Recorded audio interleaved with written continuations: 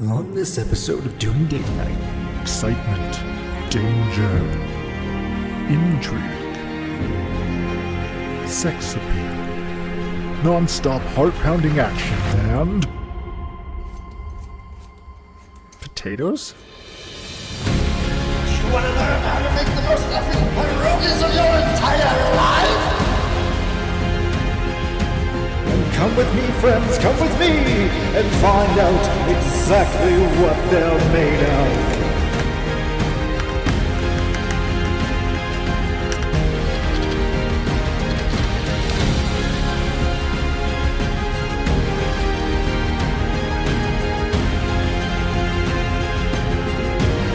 Don't be afraid.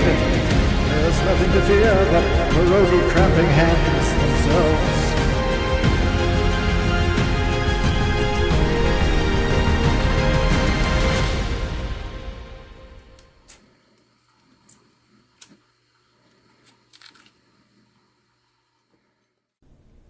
Hey there friends, I hope you liked that silly little intro, and if you did, don't forget to smash that like button. And did you know that 83.9% of our viewers are not subscribed? Hit that subscribe button, make it one less. And hit that bell while you're at it so that you're always notified when we're making a new video every Monday and Friday. So starting off, as pierogis often do, we're going to start with potatoes. So we're going to take 6 to 8 yellow potatoes and cut them into 1/4 to 1/2 inch cubes, and we're going to make sure we rinse them thoroughly so that there's no starches left on the potato. We want the water to basically be clear by the end. This took 3 rinses, and then I left them in the water to soak for another half an hour. Now size doesn't necessarily matter here, but they will cook faster in smaller chunks. Now, while those are sitting in the water, we can measure out our ingredients for our dough. Now, if you're like me, you use Excel for absolutely everything. There's a lot on this paper, so just pause it. This is important, the rest isn't. So something that might be a little different than some recipes you might have done in the past is that we're actually going to melt our butter after we measure it. The water we're going to use is going to be warm water so that when we add the butter and the water together, it doesn't solidify again. Now you'll notice about 3 different bags of flour going in here. That's because I'm a silly pants and I forgot to buy flour. I did use a little bit of bread flour to just round it out. Might have made it a little chewier, but not a big deal. Now we're going to add our salt directly into the flour and give it a little whisk so there's no pockets of absolute saltiness like me in the morning. Now at this point we're going to add 2 eggs into a bowl and just give them a really quick whisk. We're not trying to get them to froth up or anything, we're just trying to get it so there's no big chunks of yolk. One really silly piece of information you might not know: if you ever hear anyone at a restaurant say, "Pass it to Chef Mike," that means they're microwaving your food.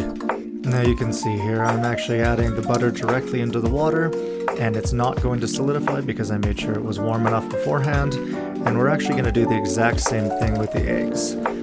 Mixing it all together so we have all our wet ingredients in one bowl. At this point we're basically ready to make our dough, so we're going to wet our dries by adding our wet to our dries. And then we're going to mix with a fork until it's basically combined, and you can't really use the fork anymore because everything just sticks to it. Once you've got everything basically combined, you're going to throw it onto another surface and give it a quick knead. Now if you find that it's sticking to absolutely everything, you can always dust the surface with a little bit of flour. And as I always say, baking is always better with a little bit of hate, but always end on love. Again, not a relationship therapist. Once your dough is tacky yet springy, we're going to cover it with a damp cloth, set it aside for about half an hour. I couldn't find any of my cloths, so I covered mine with a problematic husband shirt. Look, this is a really important tip because I see people using cutting boards all the time and having them slip slide around and scarily almost cutting their fingers off. Put a couple pieces of damp paper towel or even a damp cloth underneath your cutting board, and it will make sure that it doesn't slide around and be the reason that you cut half of your finger off. Obviously right there I was just cutting up the bacon. I used thick bacon. I just find I like it thick. Cut up the whites of your green onion and save the greens, and then we're going to cut up our yellow onion.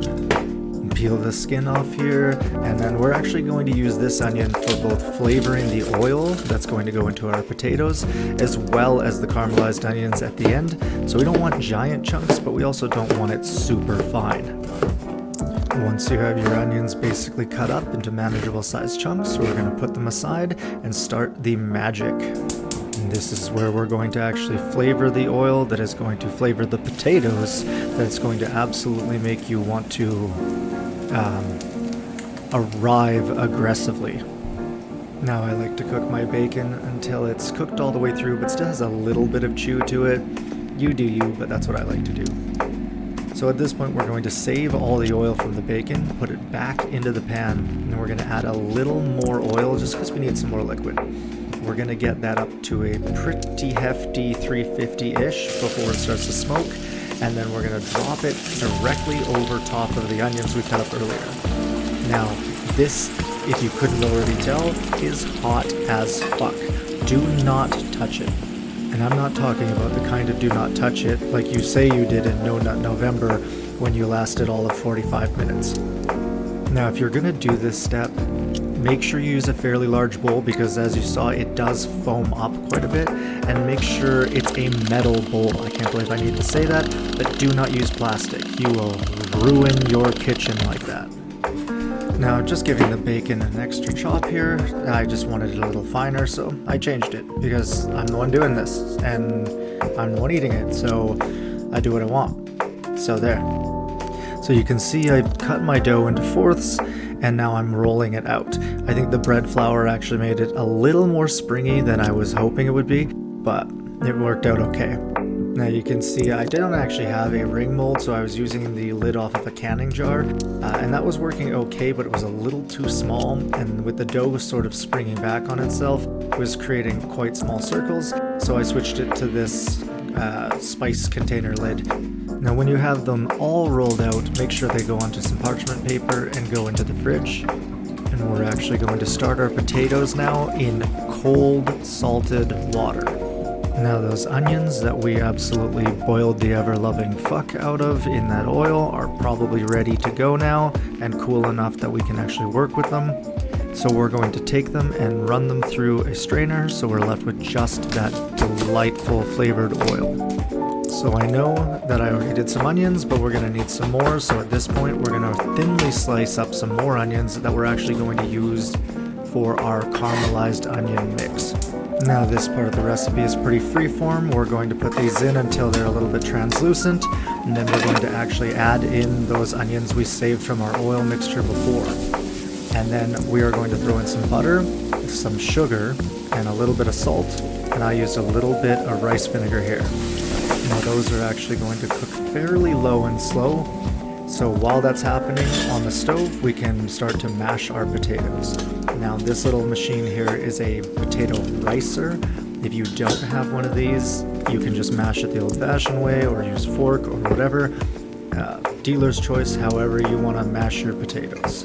What you do in the comfort of your own home is your own business. Now to those potatoes, I'm adding a mixture of ricotta cheese, sour cream, and cream cheese. I did end up using a little bit of butter, as well as, of course, salt to taste, and that delightful onion oil that we made earlier with the bacon grease is going to just take this to a whole completely different universe of flavor. Now I'm adding in those bacon bits that we made earlier, and at this point I'm just trying to make this mixture taste as amazing as humanly possible. Because when I add it to the end result, if it's tasting like ass, it's going to taste like ass inside the pierogi.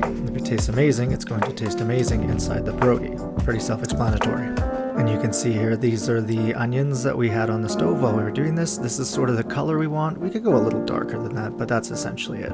So at this point, we're going to do arguably the most difficult part of making the pierogi, wrapping it up. So we're going to take that pierogi, pinch it in the middle, go down one side, then press in and go up or down the other side as well. And then we're going to go back over the entire thing, pressing one more time, just to really make sure that we've got all those edges sealed completely. You do not want bussin' pierogis. Now, full disclaimer, I am not a pro at this. This was probably one of my better wrapping jobs, although you'll have plenty of practice because this recipe did about 70 pierogis. Now, on a side note, a friend of mine once said, if you do not participate in pierogi hell, which is to say the actual wrapping of the pierogis, you do not get to partake in the actual eating of said pierogis. And you know, I think she was onto something with that. And at this point, we're actually ready to start cooking the damn pierogis. We're going to boil them until they start to float around on their own instead of sitting at the bottom. You can stop the process here if you want, but honestly the best pierogis are pan-seared afterwards because they'll get a nice Maillard reaction and a nice crunch to them, and it's absolutely the most heavenly thing about them. Now you'll notice I used a little bit of that onion oil to actually do the frying. Anytime we can add flavor at any step of the way, we're gonna do that. At this point, we're going to plate them up with a little bit of green onion and some sour cream, and of course those onions that we caramelized.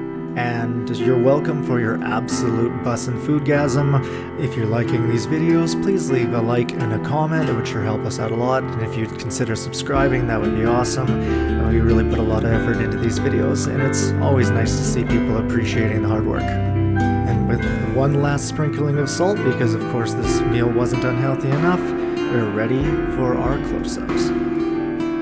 This has been Chef Jewel on Doing Date Night, and I hope you have a fantastic weekend. Love and miss all of your faces until next episode.